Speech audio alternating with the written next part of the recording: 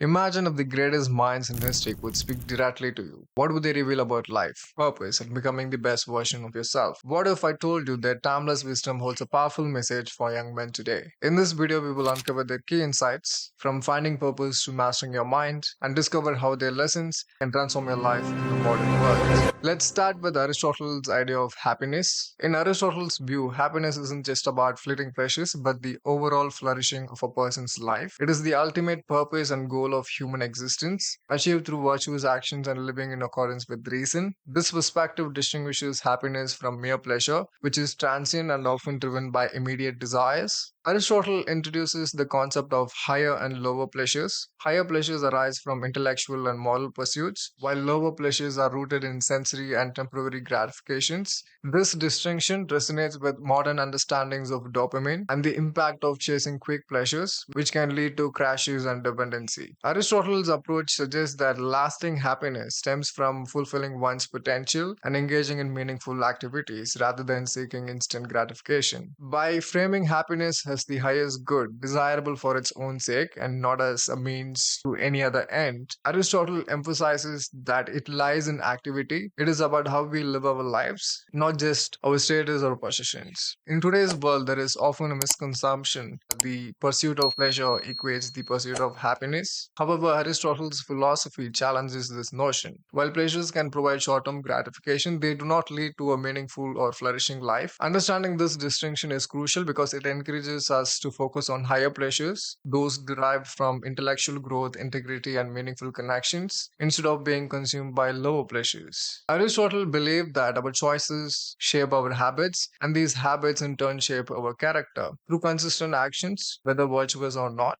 we develop traits that define who we are. Over time, these habits become ingrained, essentially forming our personality. This underscores the importance of making good choices in everyday life as they build the foundation for a strong character. Good choices, according to Aristotle, are not random or impulsive. They are deliberate and guided by reason. Practical wisdom plays a crucial role here, understanding how to make the right choices in any given situation. Aristotle emphasized avoiding extremes and finding the golden mean, the path between deficiency and excess. By aiming for this middle ground, we can cultivate virtues in our character. Taking responsibility for our choices and habits is another key aspect of Aristotle's philosophy. Our character is formed by the decisions we make and the habits we develop over time. By consciously shaping our actions, we cultivate virtues and grow into the best versions of ourselves. Aristotle defined friendship as a crucial component of human life, not just for its own sake, but as a path to happiness and a well lived life. He identified three types of friendship: friendship of utility, where individuals are friends for what they can gain from each other; friendship of pleasure, where people are drawn together by mutual enjoyment; friendship of virtue, the highest form of friendship, characterized by mutual respect, shared values, and a focus on the good of the other person. The friendship of virtue, according to Aristotle, is the most enduring and fulfilling, but it is also the most challenging to attain. It demands time, trust, and recognition of a mutual good. Unlike friendships of pleasure and utility, which can fade once the immediate benefit or enjoyment is gone, friendships of virtue are rooted in genuine care for each other's well being. Aristotle's idea of friendship is also aligned with the ideas of other philosophers. For example, Seneca suggests that before friendship is formed, you should judge, and after you should trust. For Nietzsche, friendship is not based on conventional emotions, but on mutual respect for each other's higher purpose. It is a meeting of two strong individuals who can help each other grow rather than relying on weakness or neediness. These perspectives highlight that true friendship is not based on convenience or fleeting emotions, but on mutual growth and understanding. Moving on to Socrates, one of the most fascinating aspects of Socratic philosophy is the Socratic method. This method is not about dismissing someone's ideas or imposing your own views. Rather, it's about engaging in a dialogue that encourages self reflection and deeper thinking. The method involves a back and forth exchange where Socrates would ask questions that challenge assumptions and encourage the person to think critically. For example, instead of simply asserting that someone is wrong, Socrates might ask, "What do you mean by that?" Or, "Can you explain that further?" These questions prompt deeper reflection and require the individual to justify their beliefs and ideas. The heart of this philosophy lies intellectual humility. Socrates was famously told by the oracle of Delphi that he was the wisest man in Athens. His response, "All I know is that I know nothing," highlights a profound recognition of his limitations and a deep awareness that wisdom isn't about having all the answers but understanding the scope of what we do not know. This humility enables us to learn more effectively. By admitting what we do not know, we create space for growth and questioning of assumptions. This concept of intellectual humility connects to the idea of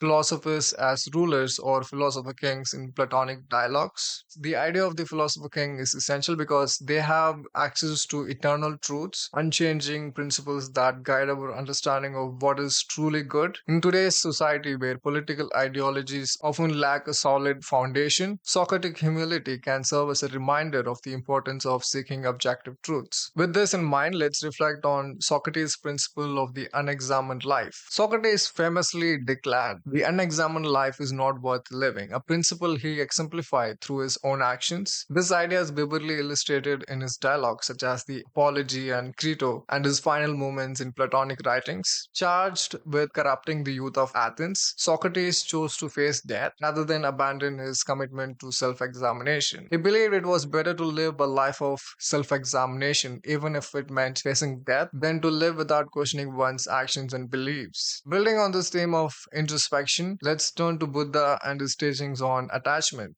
Buddha's teachings on attachment are best illustrated through the story of the sage and the bee. However, connections to the world should be like the bee, taking only what is necessary without harming the source. This reflects the Buddha's principle of detachment, remaining connected without clinging. This kind of attachment is mutual and necessary, but it must be mindful and controlled. From this perspective, awareness becomes crucial. Buddha thought that true freedom comes from cultivating mindfulness and awareness, which act as a protective barrier against the distractions and negative emotions that arise from attachment. He used the metaphor of an island to describe how wise individuals build a mental fortress around themselves, an island of awareness that protects them from the floods of negative emotions and distractions. Those who cultivate awareness find delight in it because it leads to freedom from suffering and death. In contrast, unawareness can be harmful, leading to confusion and misery as we become overwhelmed by desires and distractions. Extending this idea, let's explore Buddha's perspective on forgiveness. Buddha's teachings on forgiveness emphasize the importance of letting go of resentment and anger. He often highlighted how hatred and forgiveness are interrelated. When someone wrongs us, it's easy to get caught up in a cycle of retaliation. He insulted me, he struck me. Buddha thought that holding on to anger only leads to more suffering, not just for the one who wronged us, but for ourselves as well. A Buddhist story that reflects this is of a young monk who approached Buddha, frustrated by his inability to forgive a fellow monk who had wronged him. Buddha told him, "Think of it like this. Holding on to anger is like grasping a hot coal with the intent of throwing it at someone else. You're the one who gets burnt." This story helps us understand that forgiveness is essential for our own well being, not just for others. Forgiveness, therefore, is not a sign of weakness, but a courageous act of liberation. Moving forward, we delve into how Buddha viewed gratitude as a path to happiness and contentment.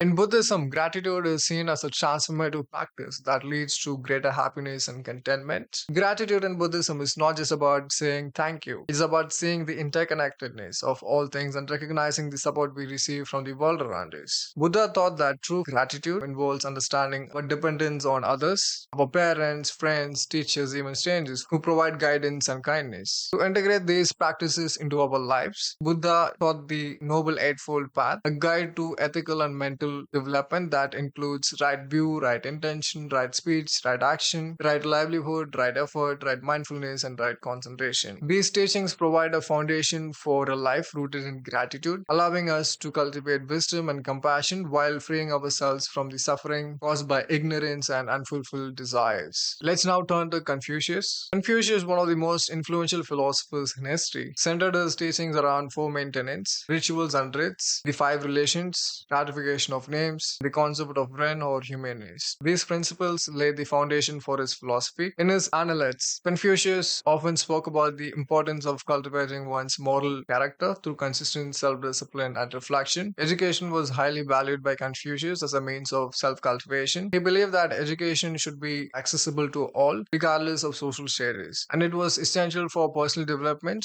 and the betterment of society. Confucius believed that to understand and live by these principles, principles, it was essential to combine study with reflection. As he famously said, study without reflection is a waste of time, reflection without study is dangerous. This balance is crucial for acquiring true knowledge. Learning without thought can lead to confusion, while thought without learning can result in misguided decisions. Confucius placed significant importance on the rules and responsibilities within a society. He believed in a clear social hierarchy where everyone had specific duties and roles to fulfill. Confucius thought that the harmony in society could only be achieved through respect for these roles and the proper conduct of individuals in their positions. Rulers, parents, and elders were expected to guide and care for the younger and subordinates, while those in subordinate roles were expected to show loyalty and respect. Confucius also emphasized the importance of respecting our ancestors, believing that this reverence was not just about honoring the past, but also about grounding ourselves in a continuity of wisdom and values. It's about learning from the experiences of those who came before us and carrying forward their legacies. Confucius believed in the innate goodness of humans and the significance of building strong interpersonal relationships. He saw these relationships as the foundation of a moral society where individuals treat one another with kindness and respect. However, Confucius also warned about the hometown bandits, someone who may appear virtuous on the outside but whose actions reveal a different truth. These individuals can manipulate others and steal their trust, masking dishonesty under a facade of respectability. This metaphor highlights the importance of authenticity in character, emphasizing that true virtue is not just about outward appearances but about genuine integrity and moral behavior. It ties to the idea that ultimately the future of humanity depends on the integrity of individuals, for it is through personal character that true societal harmony can be achieved. Moving on to Marcus Aurelius. Marcus Aurelius, in his Meditations, demonstrates a remarkable habit of learning from everyone, friends, mentors, strangers, and even his enemies. This reflective work reveals a deep belief every person, regardless of their role in your life, has something to teach. From those we admire, we adopt virtues and behaviors we wish to emulate.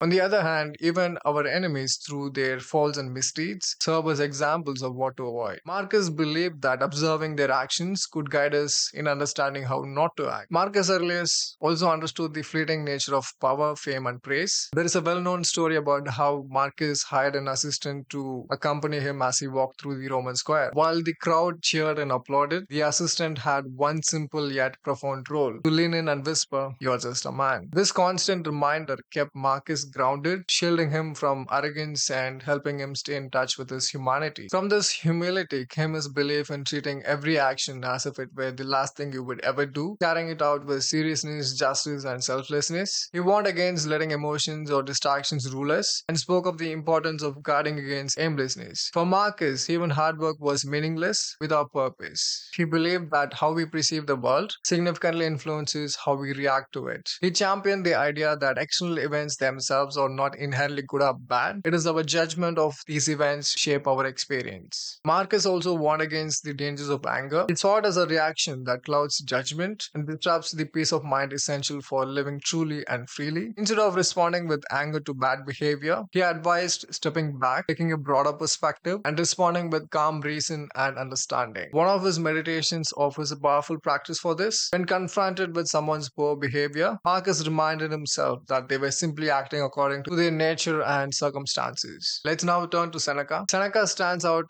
as a philosopher who embraced a life of wealth, influence, and even controversy. Unlike many Stoics who advocated for strict detachment from material life, Seneca navigated the complexities of power and luxury in ancient Rome. Allegations of affairs and his position as an advisor to Emperor Nero painted him as a figure balancing philosophy with the realities of worldly life. On the shortness of life, Seneca reminds us that life is not inherently short, but we often make it so. He argues that it's not the years that matter, but how we use them. Wasted time, consumed by distractions, vices, or unchecked ambitions, leaves us like feeling we have ran out of life. He highlights the folly of postponing living for some imagined future, urging us instead to recognize that death is ever present and time is our most valuable yet fleeting resource. Seneca critiques the obsession with ambition and excess, warning that they cloud judgment and rob us of inner peace. His teachings serve as a wake-up call to manage our time wisely, focus on the present, and seek a life of reflection rather than external validation. Seneca urges us to grasp the profound difference between living and merely existing. To live fully is to engage deeply with life, to understand oneself, and to focus on what truly matters. He distinguishes between living and existing by pointing out how often People go through life on autopilot, chasing goals without reflection, overwhelmed by external pressures, or distracted by trivialities. Merely existing, Seneca warns, is a tragic misuse of the precious time we have. Instead, he challenges us to be fully present,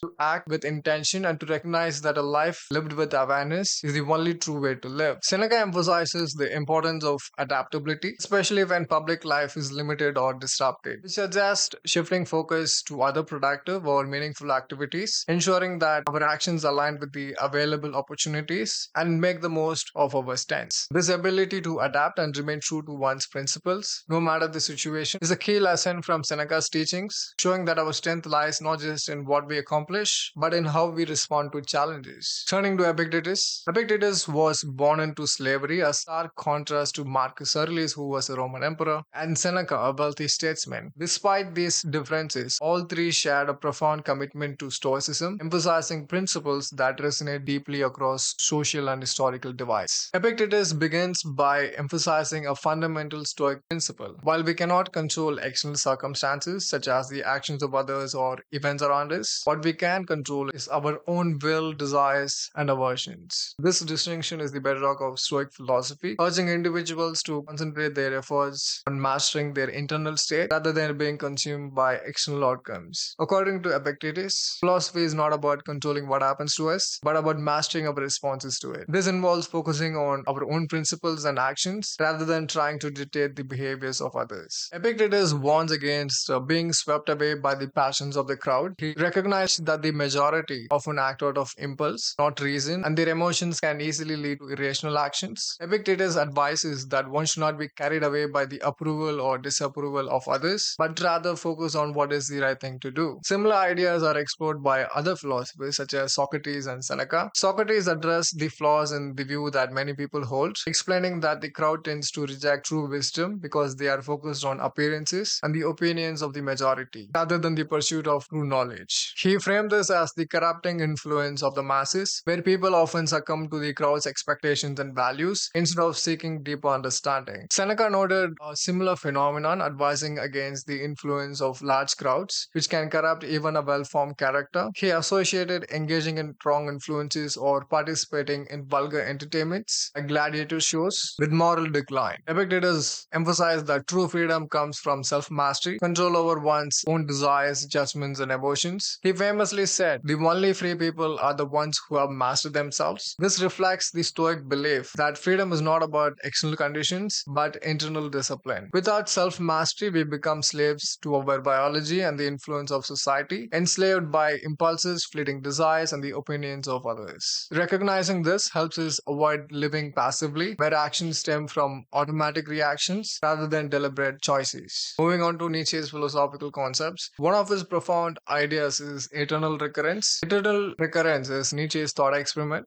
which asks us to imagine reliving our lives repeatedly in the exact same manner. The idea challenges us to evaluate whether we are living lives we would be willing to repeat eternally. This encourages us to live authentically and make choices that align with our true values and desires. By taking responsibility for our choices and understanding how they shape our habits, character, and ultimately our destiny, we can strive to live more intentionally and authentically. Next, let's focus on will to power. The will to power is one of Nietzsche's most significant and misunderstood concepts. At its core, it represents the drive for growth, transformation, and self-assertion. The will to power is not inherently destructive, rather it is transformative. It drives individuals to shape the world in accordance with their values, asserting individuality and striving for greatness. Nietzsche views life itself as a will to power, pushing individuals to conquer, affirm their existence, and transform their circumstances. Nietzsche warns against life-denying philosophies that promote mediocrity or false humility, advocating instead for embracing life's challenges and pursuing self-overcoming. Redemption for Nietzsche lies in the ability to transform the fragments of one's past into meaning, fueled by the will to power. The will to power is Nietzsche's call to reject conformity and embrace the struggle of existence as an opportunity for growth and self-realization. It is not just about dominance, but about the creative force that drives us to rise above challenges and become the architects of our destiny. With this in mind, let's discuss Nietzsche's ideas on the decadence of society. Nietzsche's critique of the decadence of society focuses on the disintegration of individualism and the rise of mediocrity due to excess and prosperity. As societies grow more affluent, they tend to lose their edge, with individuals prioritizing comfort over our greatness. Nietzsche warns that when survival is no longer a challenge, mediocrity becomes the norm. Those who endure mediocrity are often the ones who persist in time of plenty. According to Nietzsche, modern education and culture encourage uniformity, masking the inherent decline of humanity. These forces act as tools of deception, obscuring the spiritual crisis within society where individuals fail to create meaningful internal struggles or satisfactions. Nietzsche argued that the decline of traditional moral frameworks has led to nihilism and existential questioning. This loss of a shared metaphysical foundation can lead to decadence and a sense of disconnection. To summarize Nietzsche's idea on decadence, he believed that the decline of traditional moral and metaphysical foundations due to the rise of science and the loss of religious belief led to societal decadence and nihilism. This decadence is characterized by a lack of authentic values and an existential crisis. Nietzsche critiqued modern society's overindulgence in superficial pleasures and emphasized the need to create new life affirming values. To conclude, Nietzsche's response to nihilism involves taking responsibility, first for oneself, then for the world around. He proposes that the solution lies in this paradox. By embracing responsibility, we find the meaning we seek. This personal transformation is essential for overcoming nihilism and other existential problems.